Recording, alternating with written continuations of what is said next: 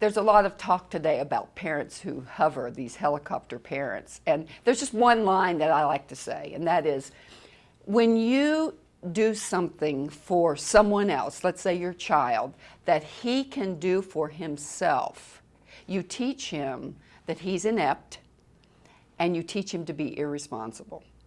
And also it builds that sense of entitlement that is so strong in the Western world, that somehow I'm entitled. But I think also there's a point here that's subtle but extremely important, and that is, basically I think the parental role is about providing love, protection, and structure. And the structure means that I'm the adult, I have the means, I'm going to protect you, and that I'm going to provide boundaries for you. While you're developing, while your brain is developing and organizing, I'm going to be the neocortex. I'm going to be the person who sets limits, and these limits are designed to protect you. Meanwhile, within any family, there are at least 3 units. There's the spousal unit or the executive unit. If it's a single parent, that is an adult person getting their adult needs met from other adults. That's the executive unit. Then there's the parental unit, where you provide love, protection, and structure. And then there's the sibling unit. Now, these units are very distinct, and I think there's an important point here. Children, when you give them privilege, or when you overfunction, or when you treat them as a best friend, or a confidant, or a playmate, or a financial partner, or you say to your child, you're somehow responsible for my emotional well-being. Look what you did to me. When I make you responsible for my emotional well-being, to me that's backwards parenting.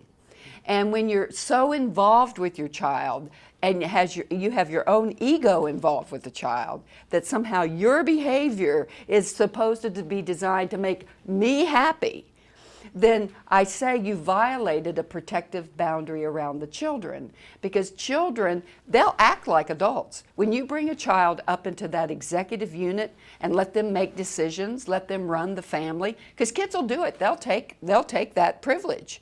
But when you take that child as a best friend, best friends don't regulate each other's behavior. If you and I are best friends, we go to the movie, we get popcorn, we get a Coke, we watch the movie, we have a good time, we come out, you're going to go to your car, I'm going to go to my car, and I say, now when you get home, you get that room cleaned. And you're like, what? Where do you get off? Where do you get off?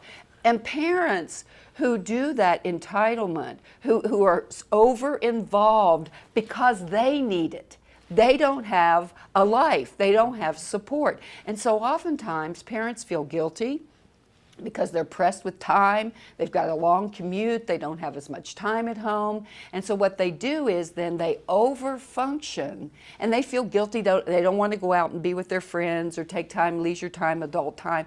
And I'm saying that partnering or enjoying yourself as an adult is a primary part of parenting, because if the child feels responsible for your happiness or your emotional well-being, they can't be a child. They have to grow up, they act like adults, and by the way, adults like kids that act like adults. Kids don't like kids that act like adults. And the problem is, once they become teenagers and you try to set some limits, they're like, where do you get off? It'd be like, you say, friends don't do that. You can't set limits with me. I've been your best friend. And the parent is afraid to set the limits because they don't want the child to be upset with them. And I'm telling you, if you're doing parenting correctly, your child is going to be upset. And how many times have you and I heard children, teenagers, even say, I wish they had set limits. I wish they had set limits. It was in the New York Times this week, an article, one young man about his BlackBerry and the IMing and the, Facebooking. He said, I wish my parents would set the limits because I can't do it. And we have to be the neocortex. We have to be the frontal lobe while this is developing in the adolescent and the child. That's why parents, that's why you don't create children until you're of a certain age. So I think it's really important to have a distinction, to know that the executive unit I need as a parent to be getting my adult needs met from other adults, whether it's friends, a partner, a love relationship.